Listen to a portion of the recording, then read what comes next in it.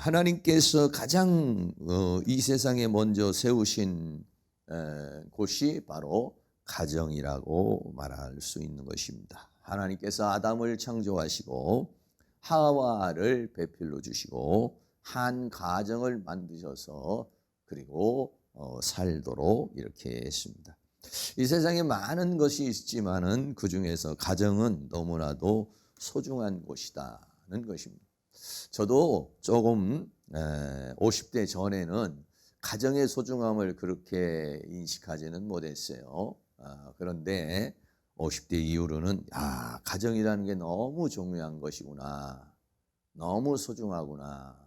또 내적 치유를 제가 하면서 보니까 가정은 정말 너무너무 소중하구나.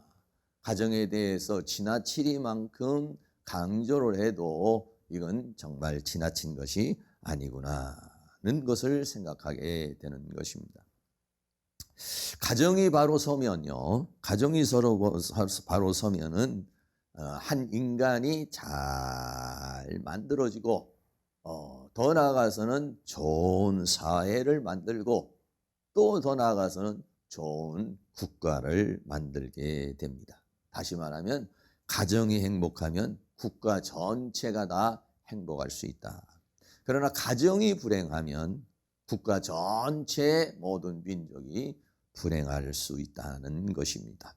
그래서 심리학에서 좋은 가정을 말할 때는 그 가정을 순기능 가정이라 이렇게 말하고 나쁜 가정을 말할 때는 역기능 가정이라고 이렇게 말합니다. 순기능 가정이라는 것은 뭐냐면 가족 구성원이 다 자기의 위치와 역할을 잘 해내는 그런 가정을 말합니다. 역기능 가정은 가족 구성원이 자기의 위치와 역할을 잘 하지 않는 그러한 가정을 말하고 있는 것입니다. 아버지는 아버지의 역할이 있어요. 엄마는 엄마의 역할이 있어요. 자녀는 자녀의 역할이 있어요. 할아버지는 할아버지의 역할이 있어요. 할머니는 할머니의 역할이 있어요. 친척은 친척의 역할이 있어요. 이런 모든 사람들이 자기의 역할과 자기의 위치를 잘 지켜서 행동해 주면 그것은 정말 해피 패밀리에서 행복한 가정을 이룰 수 있다는 것을 우리는 생각할 수 있습니다. 그러나 요즘에 보면은 너무나도 끔찍한 일들이 너무 많이 있죠. 과거에는요, 자녀가 부모에게 못된 짓을 한다든지 또는 심지어는 자녀가 부모를 살해하는 경우도 있습니다. 그런데 부모가 자녀를 학대하거나 부모가 자녀를 버리는 일은 그렇게 많지 않아요. 비율로 봤을 때 자녀가 부모를 학대하는 경우가 10가지라면 부모가 자녀를 학대하는 경우는 거의 한 건 정도나 이렇게 잘 들리지는 않죠. 그런데 요즘에는 그렇지가 않습니다. 요즘에는 부모가 자녀를 학대하는 기사들이 너무 많이 일어납니다. 그런데 그 사람들이 거의 어느 수준이냐면 20대 내지는 30대의 사람들입니다. 오늘날의 20대, 30대의 사람들은 결혼도 하지도 않으려고 그러고 결혼을 해서도 가정의 소중함을 모르고 자녀를 양육하는 데 있어서도 너무 비인간적인 그러한 행동을 하는 모습을 우리가 살펴볼 수가 있어서 정말 이 사회가 암담하다. 그러니까는 지금도 부모가 자녀를 학대하는 부분은 50대나 60대 이런 부모들은 거의 없어요. 신문지상에 나오는 사람들은 20대 아니면요 30대 사람입니다. 여러분들이 잘 아는 대로 몇 가지 좀 소개를 해드리면 장애아 의붓 아들을 찬물 욕조에 앉아있게 해서 숨지게 하는 사건이 있었어요. 장애아인데 의붓 아들이니까 이 가정이 깨졌다가 다시 재혼한 가정이 되겠죠. 그런데 그 아이를 말을 안 듣고 또 시끄럽다고 그래서 찬물 욕조에 담아가지고 있게 해가지고 저체온증이 걸려서 죽음에 이르게 하는 그런 사건이 있었습니다. 네, 그거보다 더 끔찍한 일이 있습니다. 생후 3개월 된 딸을 쿠션 위에다가 엎드려 놓아가지고 이 아이가 숨을 쉬지 못해서 호흡곤란으로 숨지게 한 그런 상황이 있습니다. 생후 3개월이면 어떻습니까? 아이가 뒤집기도 제대로 하지 못하는 그러한 아이를 너무 비정하게 이렇게 끔찍하게 죽이는 그런 사건이 있었습니다. 더 나아가서는 생후 7개월 된 딸을 5일간 집에서 혼자 방치를 했어요. 여러분, 생후 7개월 되면은 이 아이가 뭐 할 수 있습니까? 아무것도 할 수가 없는, 혼자서는 아무것도 할 수가 없어요. 그런데 5일 동안을 집에 혼자 방치해 두고 이 부부가 나가서 집에 들어오지 않고 그렇게 해서 이 자녀가 죽음을 당하게 되는 그런 경우가 있었습니다. 또 3살짜리 딸을 빗자루로 때려 숨지게 한 20대 미혼모가 있었습니다. 너무나 끔찍하죠. 예? 여러분, 강아지 새끼도 빗자루로 때려서 죽이지는 않을 거예요.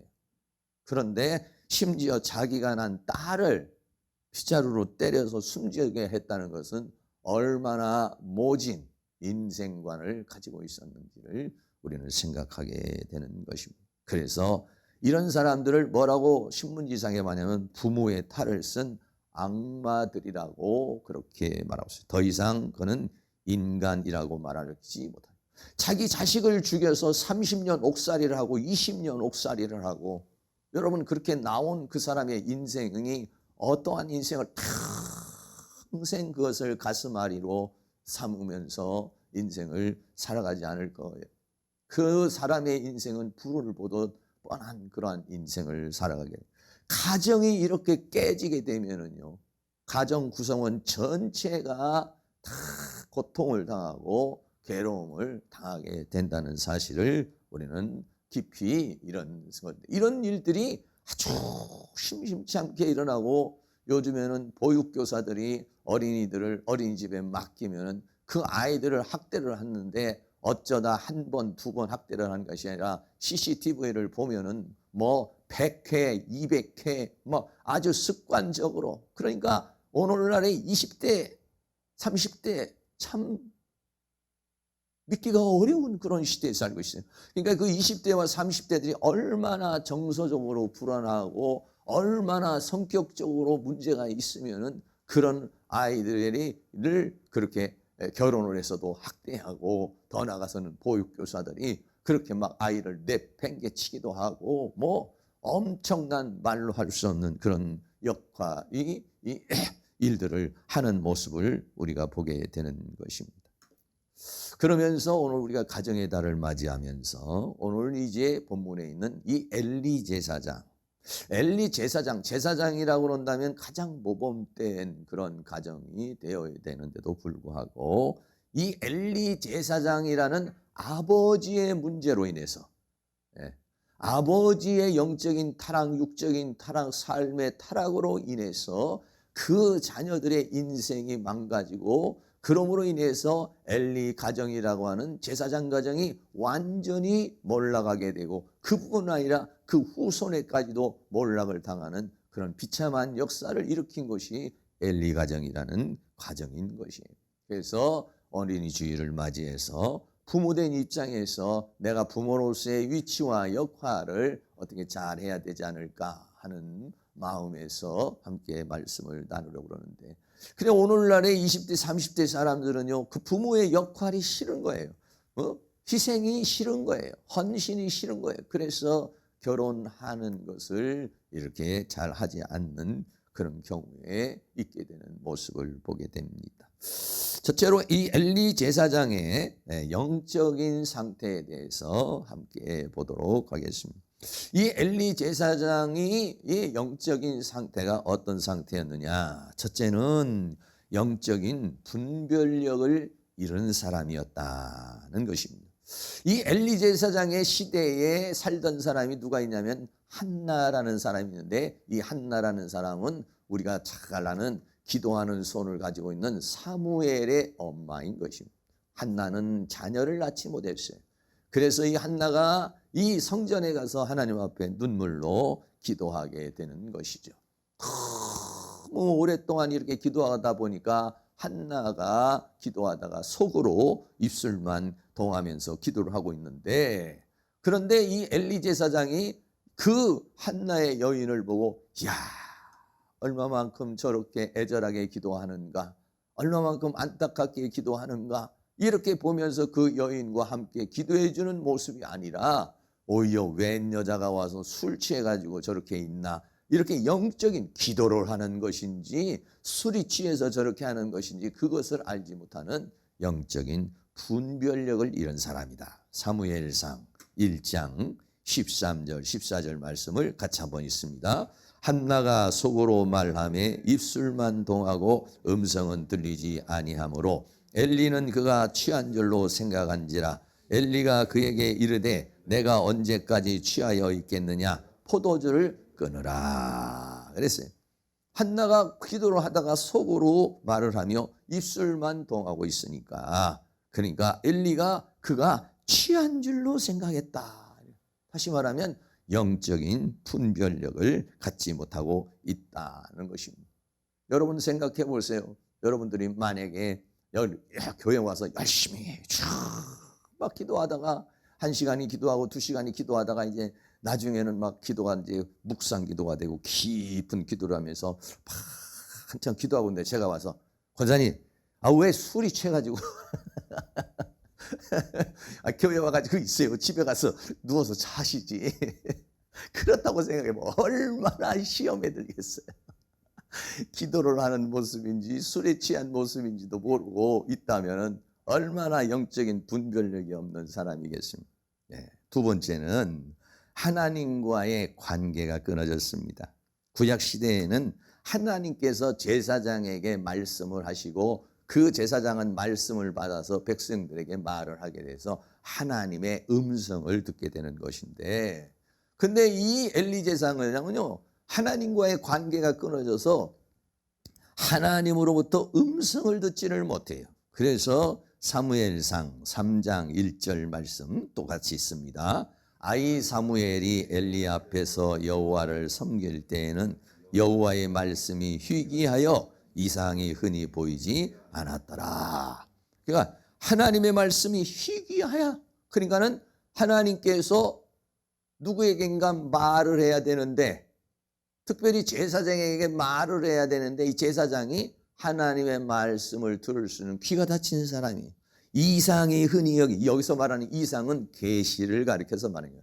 하나님께서 꿈을 통해서 보여주시거나 환상을 통해서 보여주시거나 하는 그러한 것들이 아주 희귀한 그런 상황이었다는 것이죠. 그런데 어땠습니까? 한나가 기도를 해서 하나님께서 만약에 나에게 자녀를 주면 내 아이를 하나님 앞에 드리겠습니다 해가지고 이 사무엘이라는 아이를 하나님 앞에 이 엘리 제사장에게 맡겼는데, 그때가 언제입니까? 젖될 무렵이라고 그랬어요. 그러니까는 많이 나이가 많아봤자 3살 아니면 4살 때가 되는 그러할 때인데, 그런데 이 아이 사무엘에게 하나님이 말씀하시는 거예요. 사무엘상 3장 4절도 같이 한번 읽습니다. 여호와께서 사무엘을 부르시는지라 그가 대답하되 내가 여기 있나이다 하고 그랬어요. 그러니까는 엘리 제사장에게는 하나님과 교통이 없는데 오히려 3살, 4살 배기 사무엘이, 물론 이게 음성을 들을 때는 이제 몇 살인지 정확하게 나오진 않았지만 아주 어린 나이예요. 그런데도 불구하고 하나님이 말상대가 없어서 하나님의 말씀을 전할 자가 없어서 사무엘을 부르시는 시대. 네. 그러니까는 사무엘이라는 어린아이는 하나님의 음성을 듣고 하나님과의 관계를 맺는 그러한 영적인 사람인데, 이 엘리 제사장은 이 하나님과의 관계가 끊어져서 하나님의 음성을 듣지 못하고 하나님의 계시를 받지 못하는 그런 사람이었다. 그러니까는 영적인 상태가 어떤 상태인지를 우리가 이미 영이 탁 다운이 돼버린 그런 사람, 하나님과의 교통이 끊어져 버린 사람인 것이. 두 번째는 그 엘리 제사장의 육적인 상태입니다. 사랑하는 우리 모든 성도님들이 신앙생활하는 사람이 영적인 상태와 육적인 상태를 잘 관리를 해야 돼요. 왜? 육이 망가지면 영도 망가지게 돼 있어요. 영이 망가지면 육도 망가지지만은 육이 약해지면 영도 약해질 수밖에 없는 게 인간이기 때문에 육적인 영적인 상태도 참 우리가 관리를 해야 되지만 육적인 상태도 관리를 해야 되는데 이 엘리 제사장은 어땠냐? 육적인 상태가 첫째는 눈이 어두워졌다 그랬어요. 네, 눈이 어두워졌다. 네, 사무엘상 3장 2절 말씀 보면 엘리야의 눈이 점점 어두워가서 잘 보지 못하는 그때에 그가 자기 처소에 누웠고 그랬어요. 눈이 어두워졌다라고 하는 것은 기력이 다 세가지고요. 눈이 어두워지면 눈만 어두워지는 거 아니에요. 분별력을 상실해 버리는 거예요. 예. 뭐 어떤 문제가 생겨서 눈이 어두워질 수는 있지만은 육적인 눈이 어두워졌다는 것은 그만큼 영적인 눈도 어두워졌다라고 하는 것을 우리에게 말해주니까 눈이 보이지를 않으니까 제대로 활동을 할 수가 있습니까? 분별을 할 수가 있습니까? 그러한 육적인 상태였다. 두 번째는 뭐냐면 비둔한 자였다 그랬어요.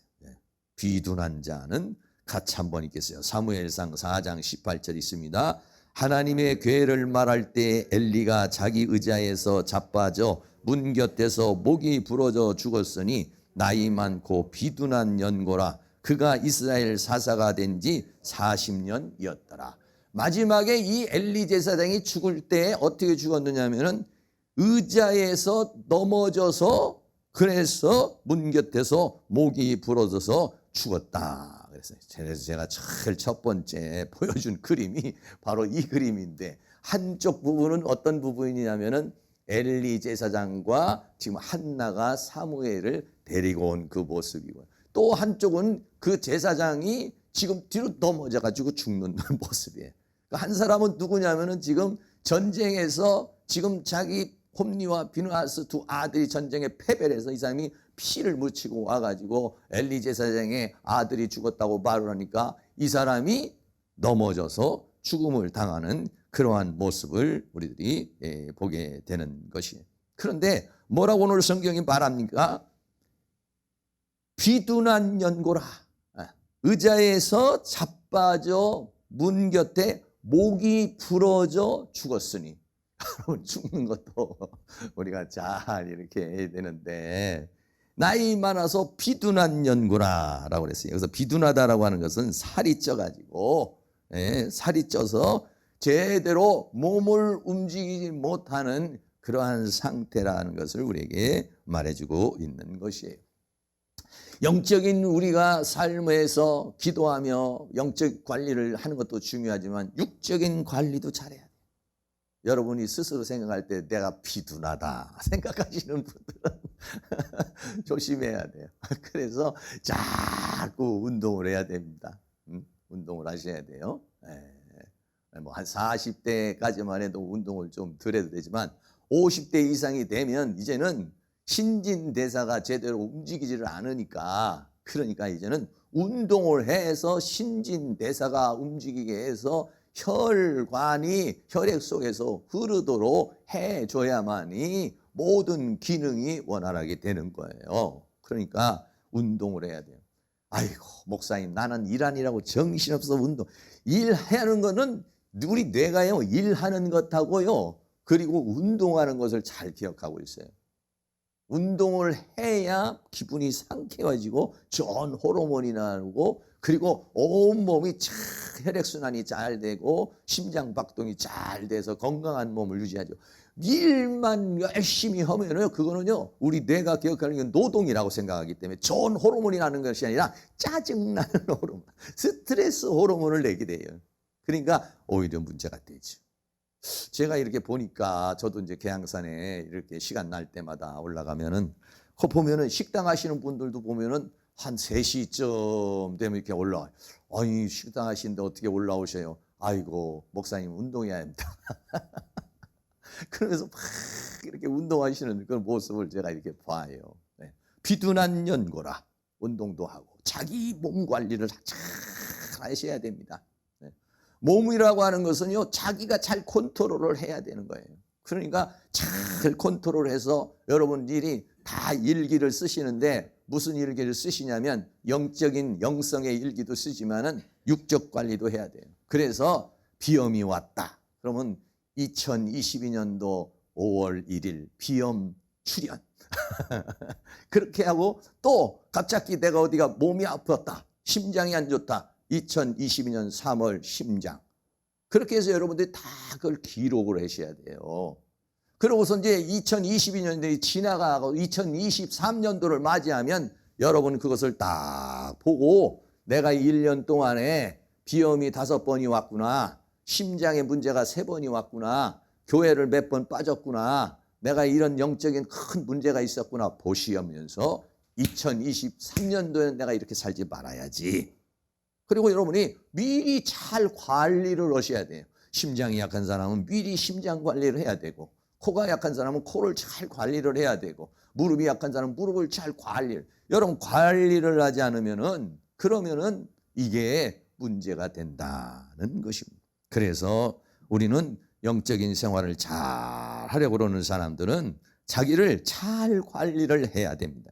그래서 자기의 절제와 관리를 잘해야 되는데 육을 잘 관리를 해야지 어떻게 됩니까? 육을 잘 관리하면은 건강을 유지할 수가 있어요. 건강을. 또 마음을 잘 관리하면은 어떻게 되냐? 자기 자신의 마음을 지킬 수가 있어요. 영을 잘 관리하면 어떻게 되느냐? 사탄의 공격을 막을 수가 있는 것이에요. 그렇기 때문에 이거는 관리를 잘해야지 관리를 잘 못하면은 안 되는데 사람은요 영혼 몸으로 돼 있어요. 그러니까 영도 관리해야 되지만 마음도 관리해야 되고 마음만 관리해야 되니까 육도 관리해야 돼. 왜? 영혼 몸에 붙어 있어요. 그래서 한쪽만 망가지면 전체적으로 영향을 끼치게 되니까 그러니까 영혼 몸을 잘 관리를 해 주어야 된다는 것입니다. 무엇보다도 가정의 달을 맞이해서 좋은 부모가 되려면 가정에서 좋은 위치와 역할을 해야 되는데 위치와 역할을 하려면 어떠느냐? 영적 관리와 육적 관리가 잘 돼서 영적으로도 건강하고 육적으로도 건강해야 가정을 잘 관리할 수가 있고 자기의 위치와 역할을 제대로 할 수 있다는 것입니다. 여러분 이렇게 엘리 제사장이 영적으로도 망가지고 육적으로도 망가지니까 세 번째 자녀를 통제하지 못하는 사람이 되어버리고 말았어요. 내가 막 영적으로 망가져버리고 육적으로 망가지고 삼적으로 망가지면 자녀를 통제할 수 있는 힘이나 지혜가 생기질 않고 그 능력이 주어지지를 않아요. 내가 모범적인 삶을 살아야 내가 제대로 된 그런 삶을 살아야 이 통제가 되고 말이 되고 위치와 역할을 잘해야 그 자녀들도 위치와 역할을 잘하도록 돼 있어요. 근데 이 엘리 제사장의 아들 제사장에게는 홈리와 비느하스라는 두 아들이 있었는데 그러니까 이 과거에는 제사장이 되면 따라서 자녀들도 다 제사장이 되는 겁니다. 그 가문은 다 그렇게 제사장 가문이 되는데 그런데 이 제사장 가문의 이 홈리와 비느하스가 어땠느냐? 어떤 영적 상태냐? 첫째, 하나님을 알지 못하는 자라 그랬어요. 사무엘상 2장 12절 같이 한번 있습니다. 엘리의 아들들은 불량자라 여호와를 알지 아니하더라. 불량자라는 말은 아주 쓸모없고 무가치한 존재가 됐다. 다른 말로 말하면 또 벨리알의 아들 사탄의 아들이 되었다 이런 얘기예요. 아니 제사장의 아들이고 홈리와 비느하스는 모태신앙과 같은 사람인데 그런데 어떻습니까? 이 제사장의 가문은 제사장 성전에서 사는 사람들이에요. 늘 하나님의 일을 봉사하는 사람이. 그런데 이 사람이 뭐가 됐으며 불량자가 돼버렸어요. 불량품이 돼버리고 말았어요. 벨리알의 아들이 됐어요. 사탄의 자녀가 됐어요. 왜? 하나님을 알지 못하더라. 눈이 여러분 하나님을 누가 알려줘야 됩니까? 아버지를 보면 하나님이 살아있어. 엄마를 보면 하나님이 살아있어. 부모를 보고 하나님을 볼 수 있어야 됩니다. 하나님은 살아계시는 것 같은데 우리 엄마를 보면 하나님은 돌아가신 것 같아. 이렇게 되면 안 돼요. 자녀가 부모를 보고서 하나님의 살아계심을 간접적으로 체험하게 되는 거고 간접적으로 느끼게 되는 거예요. 왜? 부모가 기도해서 응답받는 모습, 믿음으로 살아가는 모습, 그 가정의 형태 이런 걸 보면은 하나님 살아계시는구나. 우리 엄마가 나가서 저렇게 기도하니까요 역사가 일어나고, 또 우리 아버지가 저렇게 하니까는 뭐가 일어나는구나. 여러분 이걸 보면서 그 자녀가 하나님을 알게 되는 건데, 엘리 제사장이 영적으로도 망가지고 육적으로도 망가지니까 이 자녀들이 아버지를 통해서 하나님을 알 수가 없고 오히려 뭐가 됐어요? 불량자가 돼버리고 말았어요. 사탄에게 사로잡힌 자가 됐어요. 여러분, 우리의 자녀들이 하나님께 사로잡히지 않으면 사단에게 사로잡힌다는 사실을 우리는 생각해야 되는 것이죠. 사랑하는 모든 성도님들, 자녀들이 불량자가 되고 또 하나님을 알지 못하는 자가 아니라 여러분을 통해서 하나님을 알게 되고, 불량자가 아니라 아주 몹쓸 쓸모없는 존재가 되는 귀한 존재가 될 수 있기를 주의 이름으로 축원합니다. 무엇보다도 우리가 자녀에게 물려줄 것 중에 뭐냐면 여호와를 알게 해주는 거예요. 하나님을 알게 해주는 것입니다. 하나님을 알게 해주는데 말로 교회 가라 막 이렇게 어거지로 되는 게 아니라, 내가 삶을 통해서 살아계신 하나님을 내가 체험하고 내가 체험한 하나님을 자녀가 체험할 수 있도록 여러분들이 그렇게 5월달 가정의 달을 맞이해서 내가 나를 통해서 내가 내 남편에게, 내 아내에게, 내 자녀에게 살아계신 하나님을 보여주고 있는가.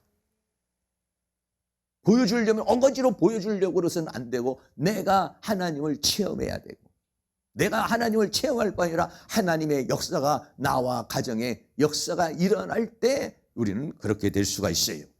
하나님을 잘 알게 하는 부모가 될 수 있기를 주의 이름으로 축원합니다. 그러니까 어떻게 되냐? 두 번째는 어때냐? 음란한 죄를 지었다라고 그랬어요. 그 성전에서 제사장 노릇을 하면 거기에는 회막문에서 그 일을 돕는 여성들이 있어요. 수종을 드는 여자들이 있는데 같이 전부 더불어서 하나님 앞에 영광을 드리고 같이 더불어서 거룩한 삶을 살아야 되는데, 그 회막문에 있는 수종 드는 여인들과 더불어서 눈이 맞아가지고 음란한 죄를 저질렀다. 밖에서 저지르는 죄가 아니라 이거는 성전 안에서 지은 끔찍한 죄악이 되는 것이죠. 사무엘상 2장 22절 같이 한번 읽습니다. 엘리가 매우 늙었더니 그 아들들이 온 이스라엘에 행한 모든 일과 회막문에서 수종드는 여인과 동침하였음을 듣고. 엘리가 매우 늙었다. 늙었어도 여러분 숨이 붙어있는 뚝간에는 성령 충만하시기를 주의 이름으로 축원합니다. 네.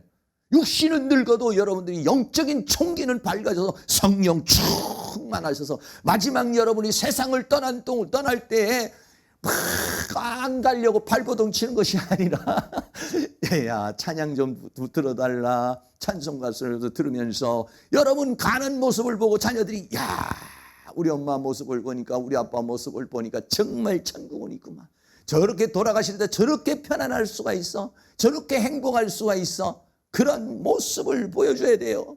그러려면 어떠냐? 나이가 드실수록 더 기도하셔야 됩니다. 엘리가 매우 늙었다는 말은 뭐냐면 그냥 육체만 늙은 것이 아니라 이건 자녀를 통제할 수 있는 그러한 영향력을 이제 없어져 버렸다 이런 얘기예요. 그러니까 그 아들들이 어느 정도 됐냐? 이제는 아예 수종드는 여인들과 동침하는 음란의 죄를 짓는 그러한 상황까지 이르게 되었다. 그런데도 그거를 통제하지를 못하는 것입니다. 세 번째는 하나님께 드려진 제물을 취해버렸다 그랬어요.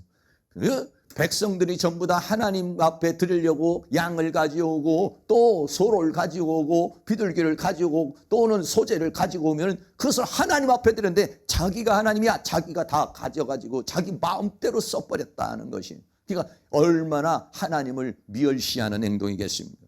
사무엘상 2장 29절 같이 한번 있습니다. 너희는 어찌하여 내가 나의 처소에 명한 나의 제물과 예물을 밟으며 내 아들들을 나보다 더 중히 여겨 내 백성 이스라엘에 드리는 가장 좋은 것으로 스스로 살찌게 하느냐. 내 백성 이스라엘 백성들이 하나님 앞에 드린 것을 자기가 하나님이 돼서 그것을 써버리게 되니까 제물과 열분을 밟아버리는 것이 됐다는 거죠. 그런데 엘리 제사장이 어때요? 내 아들들을 나보다 더 중히 여겨. 네. 이 엘리 제사장이 그것을 알고도 아들들을 강하게 징치를 하고 아주 징벌을 해서 따끔하게 혼을 내서 그렇게 할 수 없지 못하게 해야 되는데, 하나님보다도 아들을 더 소중하게 여겨서 아들에게 끌려가 버리고 통제하지 못해서 하나님께 드려진 제물을 취해버렸다는 것입니다. 그래서 하나님이 뭐라고 했냐? 하나님을 멸시하는 자라, 이렇게 했어요. 사무엘상 2장 30절 말씀도 같이 있습니다. 그러므로 이스라엘의 하나님 나 여호와가 말하노라, 내가 전에 내 집과 내 조상의 집이 내 앞에 영영히 행하리라 하였으나 이제 나 여호와가 말하노니 결단코 그렇게 아니하리라. 나를 존중히 여기는 자를 내가 존중히 여기고 나를 멸시하는 자를 내가 경멸히 여기리라 그랬어요. 이러한 홈리와 비느하스의 엘리 제사장의 두 아들의 행위는 뭐냐? 하나님을 멸시하는 것이다. 하나님을 알지 못하죠. 음란한 죄를 짓죠. 하나님의 재물을 자기 멋대로 행하죠. 그러니까 이런 사람은 뭐냐? 하나님을 멸시하는 자라 그랬습니다.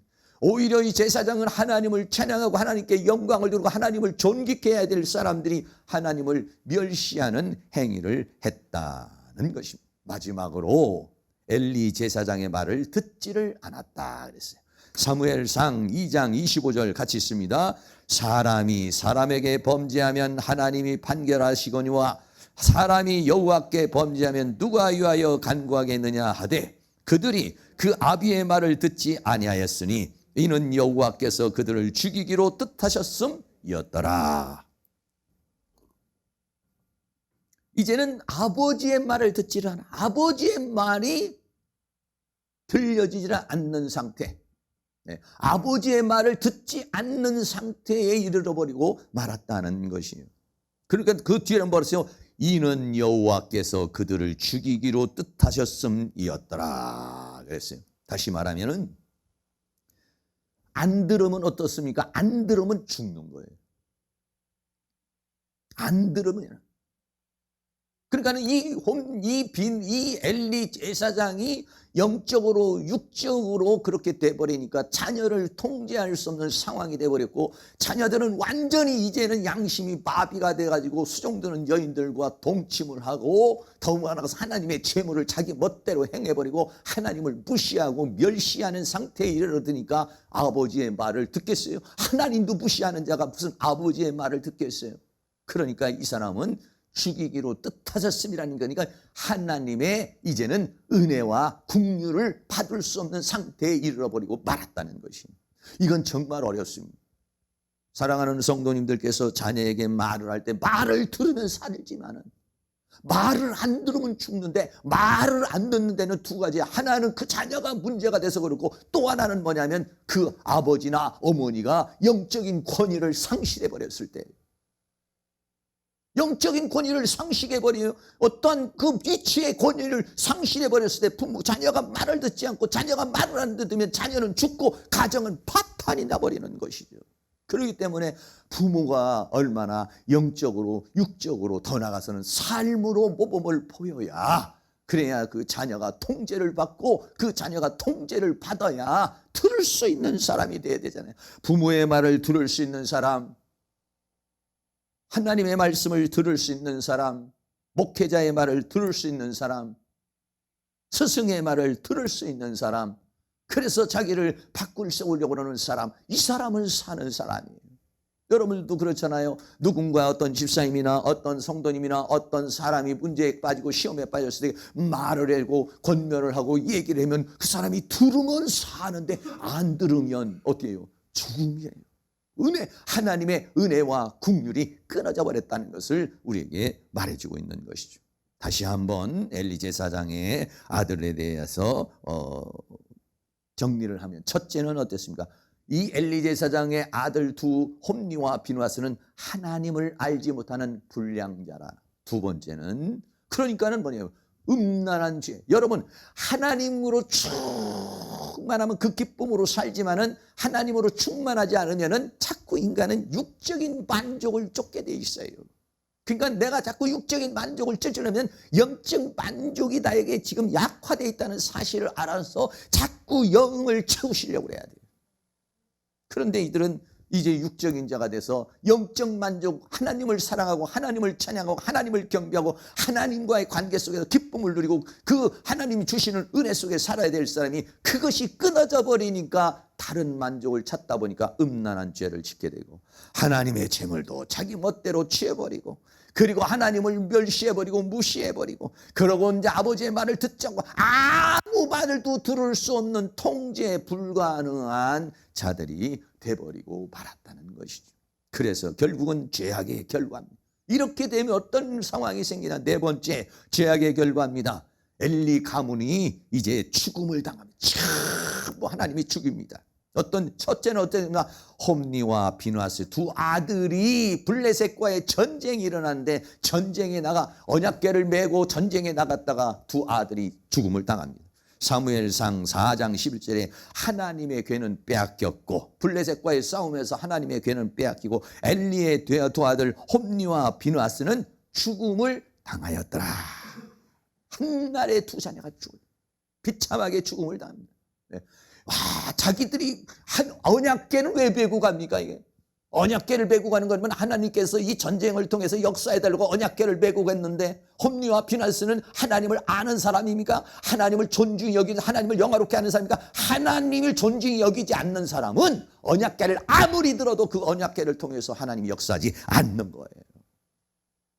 그 언약궤를 통해서 하나님이 임재를 하십니까? 역사를 하십니까? 오히려 언약궤는 나무떼기가 돼버려서 오히려 블레셋 군대에게 뺏겨버리고 두 사람은 죽음에 이르게 돼버렸다는 것이. 두 번째는 엘리 제사장이 죽음을 당한 이 소식을 듣고 아까도 우리가 지금 한번 읽은 건데 사무엘상 4장 18절 다시 한번 읽습니다. 하나님의 궤를 말할 때 엘리가 자기 의자에서 자빠져 문 곁에서 목이 부러져 죽었으니 나이 많고 비둔한 연고라. 그가 이스라엘 사사가 된 지 40년이라는 세월 동안에 사사가 돼서 살았지만 사사 겸 제사장으로 살았지만은 하나님의 궤는 빼앗기고 두 아들이 죽었다는 말들가 너무 큰 충격을 받아가지고 의자에 자빠져 문 곁에서 목이 부러져 죽었다.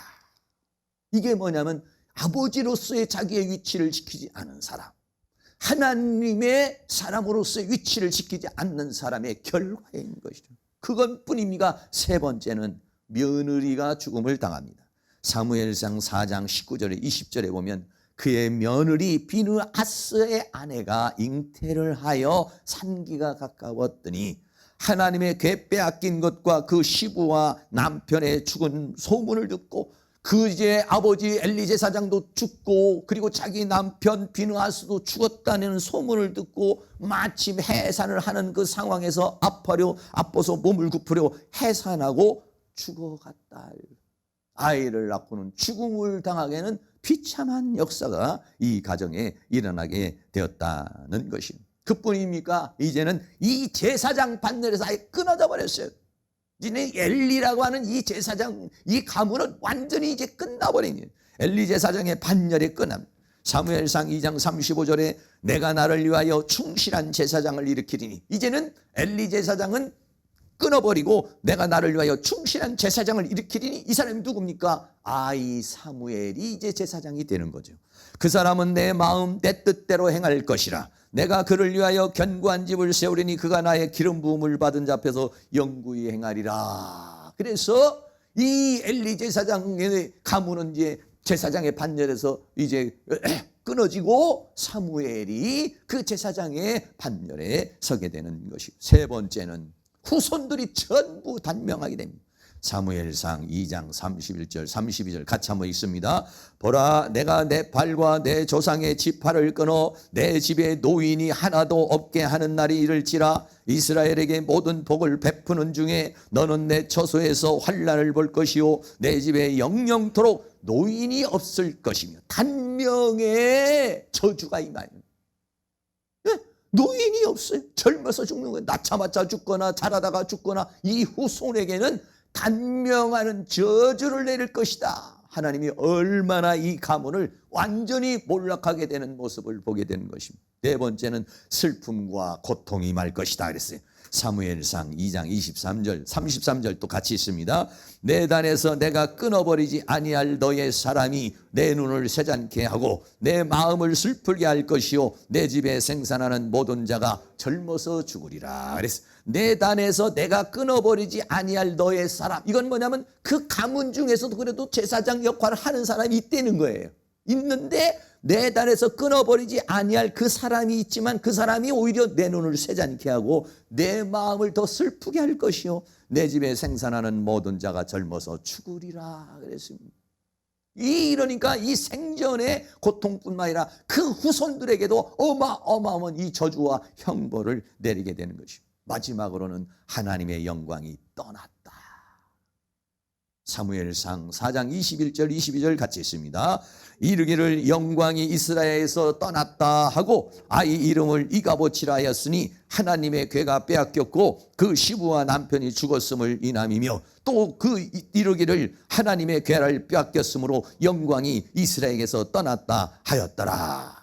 아들 이름을 뭐라고 하냐? 이가봇이라고 그랬답니다. 이가봇이라는 말이 뭐냐면 하나님의 영광이 떠났다. 여러분 자녀의 이름을 지을 때에도 얼마나 이 자녀의 이름이 비참한 이름입니까? 하나님의 영광이 임했다, 하나님의 사랑이 임했다, 이렇게 이름을 지어야 되는데 이가봇은 하나님의 영광이 떠났다. 그 며느리가 그 시부와 자기 남편이 죽었다는 사실을 들으면서 해산하다가 고통 속에 해산하다가 낳은 아들이 이가봇인데 그 이가봇이라는 이름이 뜻이 뭐냐? 하나님의 영광이 떠났다. 하나님의 영광이 이스라엘에게서도 떠나가고 하나님의 영광이 엘리 가문에게서 떠나가 버렸다는 것이 누구 때문에? 엘리 제사장을 하나님이 선택하여 거룩한 직분을 주었고 하나님의 역사를 이루게 했는데도 불구하고 그 하나님의 사람으로 제사장의 위치를 제대로 하지 못하고 더 나아가서는 가정의 위치를 제대로 지키지 못하게 되니까 그런 문제가 일어났다는 것이. 다시 한 번 더 정리하면 이 엘리 가문의 몰락이 저주와 이 슬픔이 엘리 가문이 다 가문에 있는 사람이 아버지도 죽고 자녀도 죽고 며느리도 죽고 두 번째는 제사장 반열에서 끊어져 버리고 후손들이 전부 다 단명하게 되고 그리고 일생전 동안 슬픔과 고통이 임하게 되고 하나님의 영광은 떠나버린 가문이 되어버리고 말았다는 것입니다. 결론입니다. 올 가정의 달입니다. 우리 아버지 때문에 우리 할아버지 때문에 우리 가문은 이렇게 번창하게 됐어. 우리 부모님의 희생으로 인해서 우리 가문은 이렇게 성장하게 됐어. 여러분 그런 소리를 듣겠습니까? 우리 조상의 우리 할아버지는 우리 누구 때문에 우리 가문은 참 어려운 가문이었는데 이렇게 좋은 가문이 됐어. 이런 이야기를 듣겠습니까? 아니면 우리 가문은 진짜 좋은 가문이었는데 우리 할아버지 때문에 망했어. 우리 아버지 때문에 망했어. 우리는 저주를 받은 존재들이야. 여러분 그런 소리를 듣겠습니까? 사랑하는 모든 성도님들이 영적인 상태, 육적인 상태를 잘 관리를 해야 내가 그 위치와 역할을, 교회에서도 그 위치와 역할을 지키고 가정에서도 그 위치와 역할을 지켜서 하나님의 사랑을 받고 가정을 잘 통제할 수 있고, 그래서 그 자녀가 잘 통제 아래에 있어서 하나님을 모르는 자가 하나님을 아는 자가 되고 하나님을 멸시하는 자가 아니라 하나님을 존귀 여기는 사람이 될 때 그 가정은 또 형통한 역사가 일어나게 될 것입니다. 여러분이 우리의 가문, 여러분 가정과 가문 위에 불행을 씨를 남겨주는 자가 아니라 행복의 씨를 남겨줄 수 있는 복된 역사를 이룰 수 있는 은혜가 있기를 주의 이름으로 축원합니다. 오늘 하나님 말씀 다시 한번 생각하며 주님 제가 아버지입니다. 주님 자녀 양육하는 청지기입니다. 라고 하는 찬양을 같이 한번 드리도록 하겠습니다.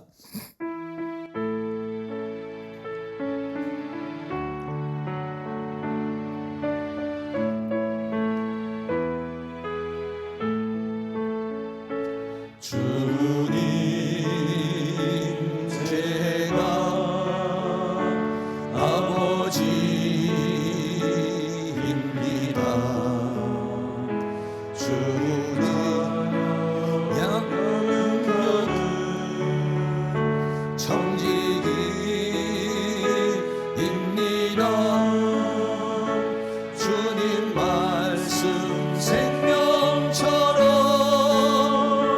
가르치게 하시고 믿음의 삶 보여주며 가르치게 하소서. 주님 제가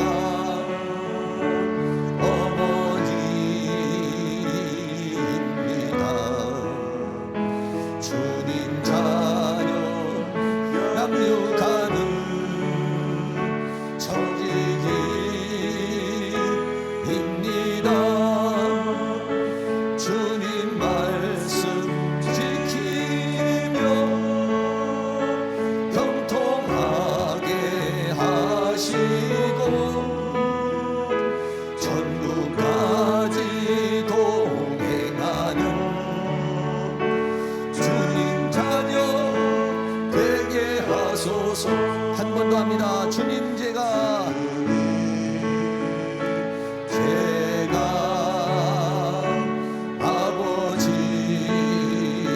아버지입니다. 주님 자녀 영육하는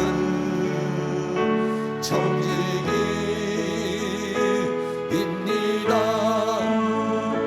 주님 말씀 생명처럼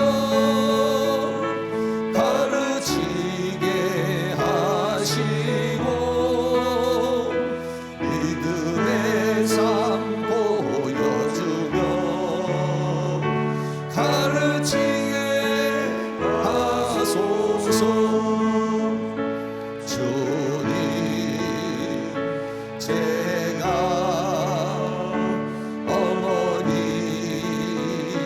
어머니입니다. 주님 자녀 양육하는 청지기입니다. 주님 말씀 지키며 형통하게 하시고 천국까지 동행하는 주님 자녀 되게 하소서. 한 번 더 우리 기도하는 마음으로 주님 제가 아버지입니다. 주님 제가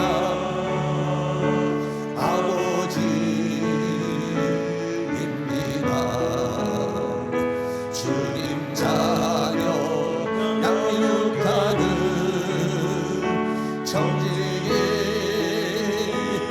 청지기입니다. 주님 말씀 생명처럼 가르치게 하시고 믿음의 삶 보여주며 가르치게 하소서. 주님 제가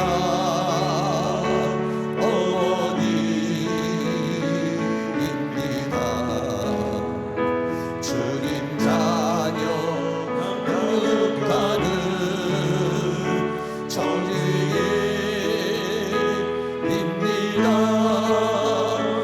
주님 말씀 지키며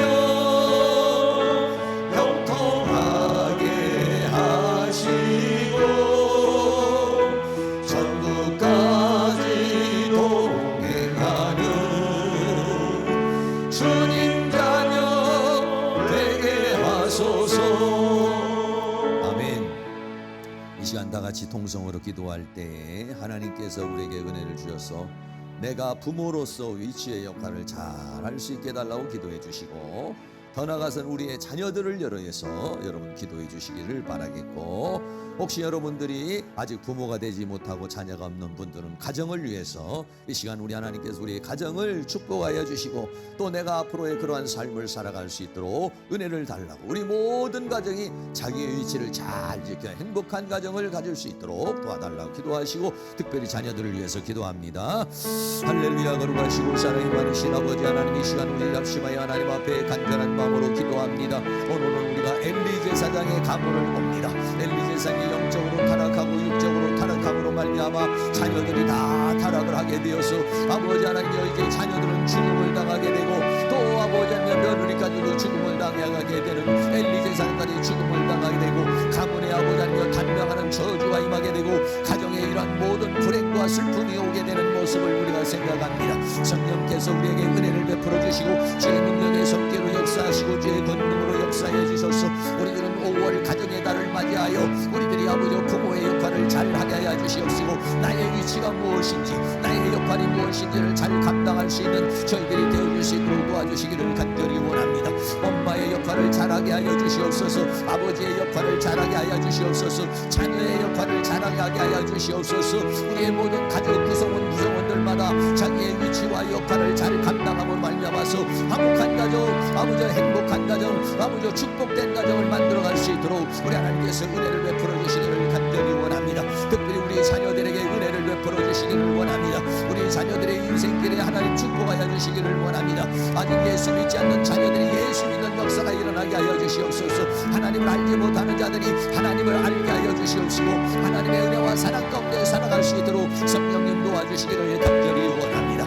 우리가 아버지 하나님이여 나의 위치를 잘 지킬 뿐만 아니라 믿음의 본을 보이게 하여 주시옵소서. 살아계신 하나님을 내가 체험할 뿐만 아니라 우리의 가족과 우리의 자녀들에게 살아계신 하나님을 보여주는 신앙생활을 할 수 있도록 믿음의 본을 보일 수 있도록 성령께서 도와주시기를 원합니다. 우리의 가정에 역사하고 있는 모든 저주와 우리의 가정에 역사하고 있는 모든 슬픔과 우리 가정에 역사하고 있는 모든 아픔을 주의 능력으로 다 제거해 주시고 주의 권능으로 제거해 주시며, 우리의 가정에는 화목만 일어나게 하시고 행복만 일어나게 하시고 은혜만 일어나게 하시고 하나님의 은혜와 사랑과 축복을 받는 복된 가정 되어줄 수 있도록 도와주시기를 원합니다. 5월 가정의 달을 맞이하여 우리의 심령의 천국을 이루고 가정 천국을 이루고 우리의 삶의 천국을 이룰 수 있는 그러한 은혜의 역사가 있도록 도와주시며, 우리 가정마다 역사하고 있는 사단의 영들이 떠나가게 하여 주시며, 가난의 영이 떠나가게 하시고 저주의 영이 떠나가게 하시고 슬픔의 영들이 떠나가게 하시고 어둠의 영들이 떠나가게 하시고, 하나님의 은혜와 사랑과 축복의 역사가 넘쳐나는 그러한 능력의 역사가, 은혜의 역사가 일어날 수 있도록 하나님 도와주시고, 이 나라 이 민족을 불쌍히 여겨주시고 긍휼히 여겨주고, 오늘날의 20대 30대의 사람들이 자녀를 학대하고 무자비한 그러한 인생을 살고 아버지와 결혼을 회피하고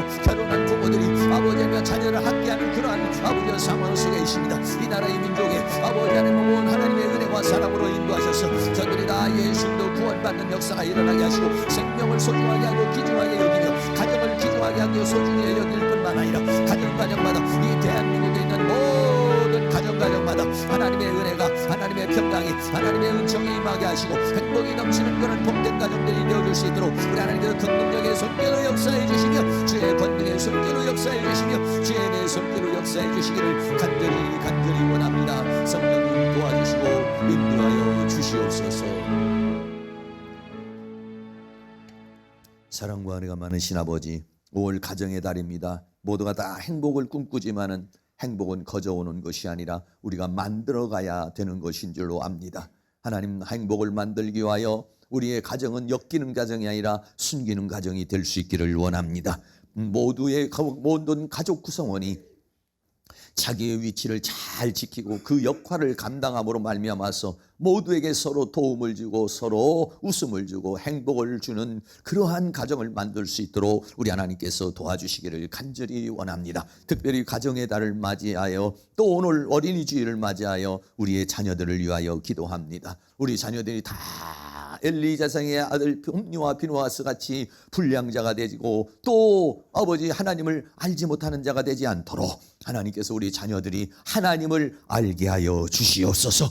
귀한 자가 되게 하여 주시옵소서. 소중한 자가 되게 하여 주옵소서. 가정에서도 필요한 사람, 국가에서도 필요한 사람, 회사에서도 필요한 사람, 어느 곳에든지 꼭 있어야 할 존귀한 사람이 되어줄 수 있도록 하나님께서 은혜를 베풀어 주시기를 간절히 원합니다. 특별히 예수 믿지 않는 자녀들이 다 예수 믿고 구원받는 은혜의 역사가 일어날 수 있도록 하나님께서 은혜를 베풀어 주시기를 원합니다. 성령님, 우리들이 부모의 본을 보이게 하여 주시옵소서. 우리들이 신앙의 본을 보이게 하여 주옵소서. 믿음의 본을 보이게 하여 주셔서 내가 만난 하나님 내 자녀도 만나게 하여 주시옵시고, 내가 찾는 하나님 우리 자녀도 찾게 하여 주시옵시고, 그래서 온 가족이 다 예수 믿어 구원받는 은혜의 역사가 있도록 성령님 도와주시고 인도해 주시고 함께해 주시기를 간절히 원합니다. 가정마다 역사하고 있는 불신의 세력들이 떠나가게 하여 주옵소서. 사단의 영들이 떠나가게 하여 주시옵소서. 어둠의 영이 떠나가게 하여 주옵소서. 저주의 영이 떠나가게 하여 주옵소서. 가난의 영이 떠나가게 하여 주시옵소서. 질병의 영이 떠나가게 하여 주시옵소서. 어둠의 영이 떠나가게 하여 주시옵시고,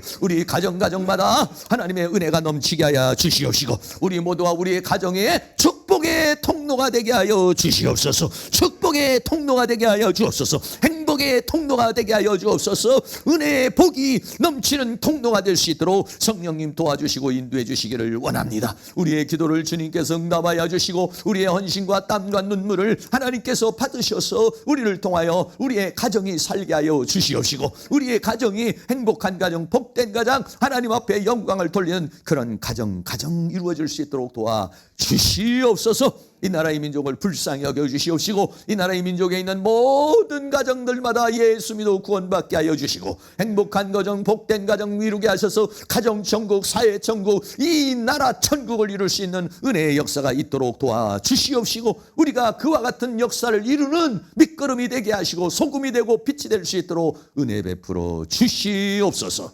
예수 그리스도의 이름으로 기도하옵나이다. 아멘. 우리 다 같이 자리에 일어나 찬송가 305장 사철의 봄바람 불어있고 뜨겁게 찬양합니다.